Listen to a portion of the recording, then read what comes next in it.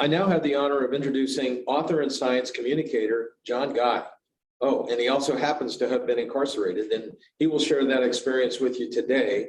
And oh, by the way, we are so pleased to have four folks that have lived experience and probably more on our call today. So we're so grateful to have these folks here and being able to share their perspectives. His talk is entitled The Prison Experience. And so without further ado, welcome, Jon. Hi, thanks for having me.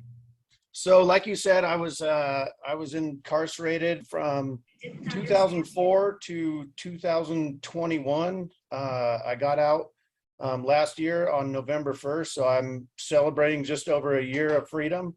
Pretty exciting for me. I'm going to talk to you guys today about kind of my history, how I grew up, where I grew up, and what led to me getting arrested in Wyoming. I'm going to talk to you guys about what kind of my prison experience was like and kind of the daily minutia of what it's like to be incarcerated. And then we're going to shift over to my journey, my transition, how I changed from kind of being a statistic to being an author and a science communicator. And then we're going to do some Q&A. To begin, I grew up in California in the Bay Area. I got into drugs and crime at a pretty early age. I think I was probably about 11 the first time I got arrested, and it was for some minor offense, and it didn't have a huge impact on anything. But I did go to juvenile hall, and it was, not a great experience. Juvenile hall is dirty, it stinks, there's crowded, it's loud. I was in the Bay Area, just outside of Oakland, so it was predominantly African American and Hispanic, so there weren't very many white kids in there. So it wasn't a good experience at all, but it also obviously wasn't a huge deterrent. So from the ages of, I think, probably 11 or 12 until I was 18, I had been arrested for, I think, like 10 or 12 felonies and a number of misdemeanors, from stealing cars and breaking into houses. And I think, surprisingly, I don't think I ever got a drug conviction, which was the underlying offense behind everything I was doing. Was I was using drugs for my entire teenage life. And I ended up going to juvenile hall a number of times, boot camp, group homes.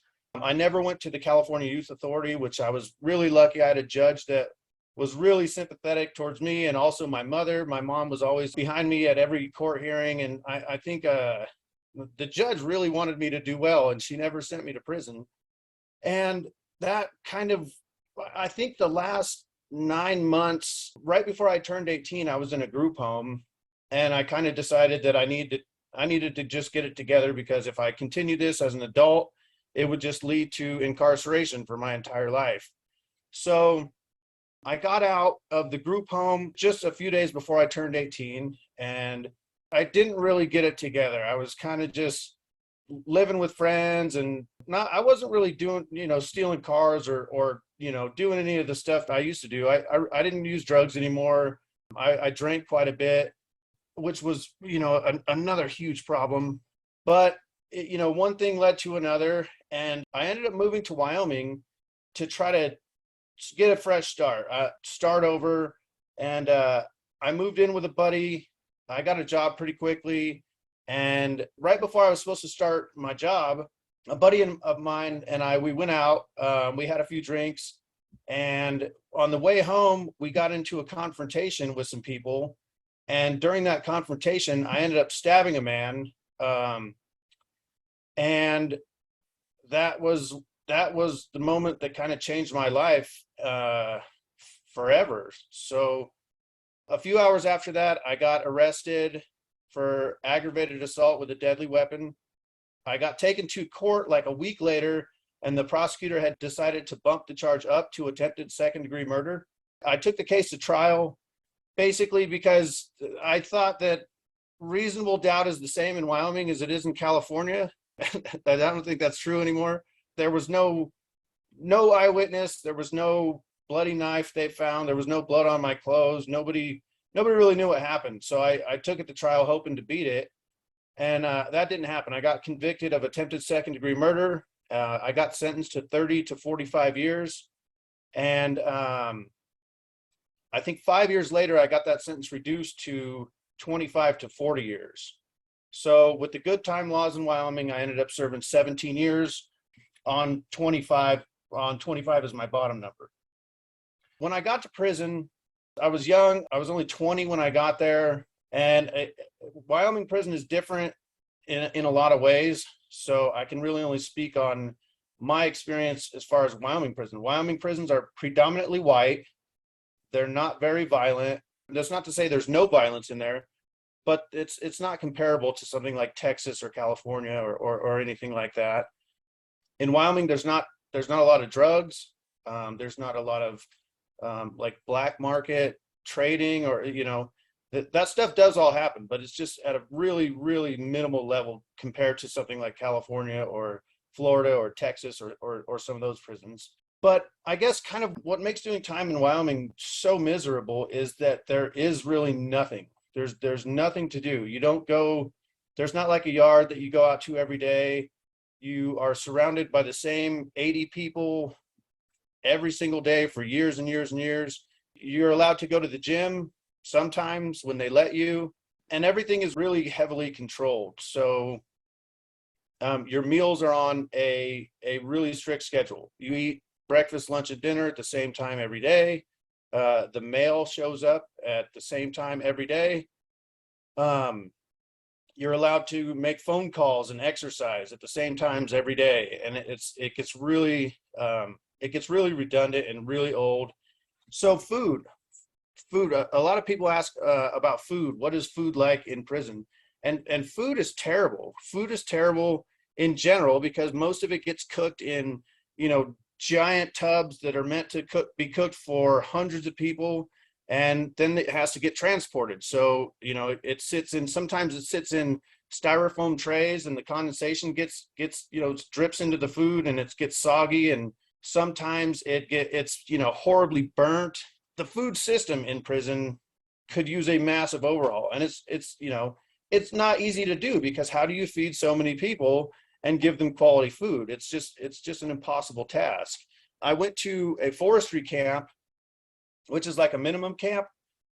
I think that was in like 2016, and the food there was decent, but they're cooking for like 200 people rather than like 900. So the food there was decent as far as prison food goes.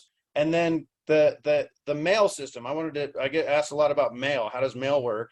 So mail, if somebody on the street sends you a letter, there's a gigantic list of do's and don'ts. You can't use like glitter pens, and you can't put stickers on it, and you can't get like fun birthday cards that explode when you open them. And it's really basic. You have to just write on pen and paper. If your envelope happens to get a stain on it in transport, like whether it's at the post office or something, the prison will deny that because there's a foreign substance on it. So you won't get your mail. They'll send it back and make your family rewrite the letter or not send it at all or whatever. A lot of prisons are moving towards tablets, and they're not like tablets like we think about here. It's like they're really like basic. It's like the Atari version of a tablet. They're not connected to the internet or anything, but there's kiosks throughout the prison wherever they put them, and you can go plug your tablet into the kiosk and receive mail, like a text message kind of. And those text messages get sent from people on the outside. They go through the mailroom scans them for escape plans or whatever they think that there might be in those messages. And then you plug in your tablet to the kiosk and you receive it, and then you can send it back. And it's a really convenient thing, but it still costs a lot of money. It's about 30 cents per message. You're also limited to, I think ours was like 1,500 characters we could send out, and we could receive 2,500 characters. And the companies that do this are basically, they're just capitalizing on prisoners and their families, because they can charge exorbitant prices on those tablets. You can get music on them too, and they're like $2 a song. So for prisoners, $2 a song is a lot of money, right? Because most prisoners don't really make any money. I was making between 35 and 80 cents an hour for almost 20 years. And your wages are also garnished. So if you owe fines, if you owe restitution, if you owe what's called institutional indebtedness, they can take all of that out of you get paid once a month. So if you make 35 cents an hour, your check every month is like maybe $30.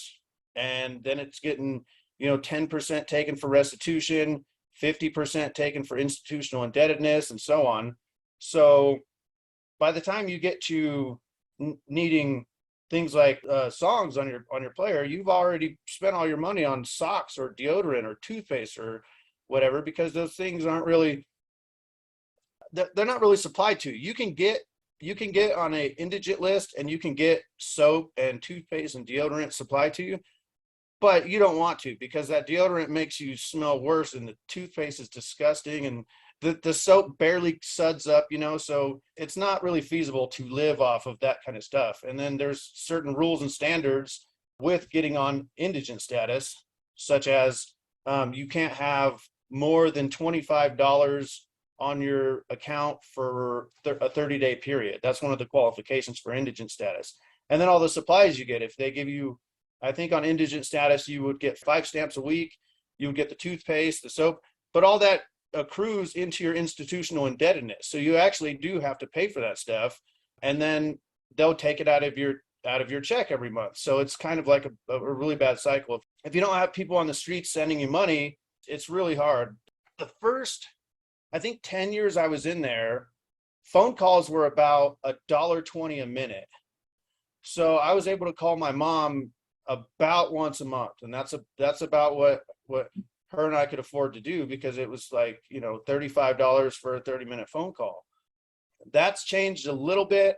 There was a law that the FCC passed a few years ago where the companies couldn't gouge inmates like that, and the prices did drop throughout the country pretty substantially. But in some places, they're still really high. It's like a $6 or $7 connection fee, and then 40 cents a minute. And it's outrageous what they charge for phone calls for people to communicate with their families. It's so much. And most people can't afford it. So you just get really limited to what you can do, what you're allowed to talk about, because you just financially, you can't do it, and you can't talk to your mom and your brother and your sister and your dad and your uncle and your cousin, because if you have $6 on the phone, that's like your connection fee. I love you. Have a good night. It's really bad. So after a few years, what I did throughout my time was, for the first about 6 or 7 years, I spent it fighting my criminal appeal. I had representation throughout the whole process, but I participated pretty closely in, reading case law, researching case law, writing briefs, making suggestions, and doing that kind of thing. And then once I lost my final appeal to the U.S. Supreme Court, I kind of transitioned and started filing.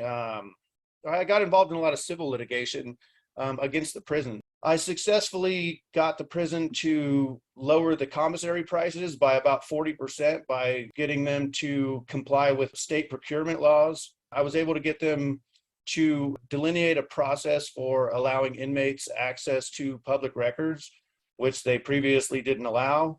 The American Humanist Association represented me on a case where the Department of Corrections told me that I was not allowed to be an atheist or a humanist, and they said that they would not recognize that or put it into their, what is it called? It's like a book of all the approved religions that they have. They have to approve religions in there. And they said they wouldn't. So the American Humanist Association represented me on that. And we were able to get humanism added to their list of recognized religions. Yeah. Thank you. Yeah. So a lot of my time was spent undergoing a lot of civil litigation. And then after a while, that got kind of boring, I guess, fighting an uphill battle against prison administrators for years and years and years. It gets overwhelming. I started getting into atheism, reading books by like Richard Carrier and Raphael Laddister and Richard Dawkins. And I really liked that. I was really stimulated by the whole experience of atheism, and it was really fun for me. From there, I got into more science-y type books. Like I started reading a lot about like evolution and cosmology, and I got really into like Carl Sagan. And I guess that kind of Richard Dawkins' book, The God Delusion, had Skeptic Magazine and Skeptical Inquirer and Free Inquiry in the back of it. So I wrote those I wrote there and got like their catalogs and started subscribing to those and getting book recommendations from those magazines. And so for several years, probably for like, I don't know, 6 or 7 years, I just read just a ton of books on science and philosophy and critical thinking and psychology. And in 2018, I think I decided to take what I know and kind of turn it into like a manuscript. So Joe Schmo inmate could take what I wrote and facilitate a class teaching critical thinking skills to other prisoners. And that ended up failing. I ended up writing a book instead. I couldn't stop at just a short curriculum. So every time I would have kind of something written, I would say, well, I should add this in too. And well, they should know about this too. And I should add this in there. And this is a really cool concept. And maybe I can explain this one. And it ended up turning into a 400-page book that just got published a couple of months ago. Thank you. I'm pretty excited about it. So I guess it looks like we could probably take some questions. John, I'm going to start with the question. And one, thank you for our time last night. It was great talking to you. And I really look forward to your presentation. And I was pleasantly surprised by all the details that you added. So thank you so much for that. Yeah, you're welcome. It's hard to get them all in there. Yeah. Well, one question I had was just, do people on the inside of prison care much about the outside world? Do you have avenues to stay up to date? I mean, can you watch any television? Do you get any newspapers? Or do people just like, are they just in their own little world and that's all they really care about? Well, in my experience, it's kind of a combination of both. Because if you're going to be in there for a long time, it's easier for you to forget about the world, because it gets depressing for thinking about what's going on with your family or friends or society in general. Like for me, I didn't really care I stayed in contact with my family, my close family, and a few friends, and that's really it. I didn't really care what was happening. I didn't care about the newest inventions or, what was happening, what the coolest new car was, or cell phones, or, because it gets really daunting to think about the whole world moving on and you're just stuck in a little box and nothing changes for you at all. But then there are people who like to stay up on the current politics and they read the newspaper every day and they watch the Fox News and CNN and BBC, and we do have access to televisions. They sold us I think like 13-inch televisions in our rooms, and then we for a while we paid for yeah, they weren't very big. We paid for the cable services, like it was like $3 per person with a TV per month or something. You would pay for the cable, so you do have access to that, and it's just kind of a mixed bag of whether or not people. It just depends on how you do your time. Some people do their time quietly and to themselves, and they just want to keep their eyes on the floor and get through it. And some people want to know what they're missing. Some people want to know what's going on around them. It's just kind of a mixed bag. Thank you, John. Hey, John, thank you for being so forthcoming. That's super, super helpful for us, I think. Your articulation really, really made my brain bang around. And I noticed my intuitions getting knocked back and forth as you were describing what you've been through. And so my question is, when you were 20 and you got that fight, and ironically, I own a karate school. So this is my topic of what do you do, right? And so for whatever the conditions were, you ended up sticking this guy. You're familiar with the Rawlsian veil of ignorance, right? Where if you're king, you're trying to create a society and you're trying to decide what is a fair way of thinking about how people should be treated, and you don't know what category of person you'll be once you pass that veil, right?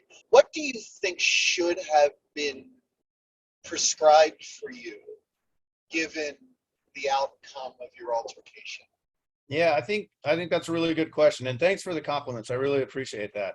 It's tough, right? So I think there is a lot of arbitrariness in prosecution because they have their own biases and they have their own reasons for disliking people. And I think I experienced quite a bit of that in my case. I had only been in Wyoming about 2 weeks. I was from California, which people from Wyoming tend to not like in general. I was young. It was a violent crime. And all these are really bad check marks that the good old boys in Wyoming really didn't like. So like I said, I got arrested for aggravated assault, and then it got bumped up to attempted second-degree murder. Now, I can say that I'm guilty of an aggravated assault. I can say I am not guilty of an attempted murder. I did not try to kill that man. I stabbed him one time, fairly intoxicated, in, it was basically a bar fight that him and his friends started. And that's not to say that it was any way their fault that I stabbed him, but just to give you some context into the situation. So I definitely think that in my situation, I should have been charged with aggravated assault. And whether or not prison is the right punishment is kind of hard to say. Aggravated assault carries 10 years. Prison, it's a failed system, right? It's what we had at the time, and it's what we have now. So it seems logical to give away prison sentences punishment. But I don't think that I should have went to prison for 17 years for giving a man 4 stitches. Where did you get your books? I double everything that the good things people said about your talk, but yeah, so that was people on the outside have to buy them from an approved vendor. Prisons have approved vendor lists, and they have to buy them from an approved vendor and have them mailed in directly from the vendor. okay, thank you.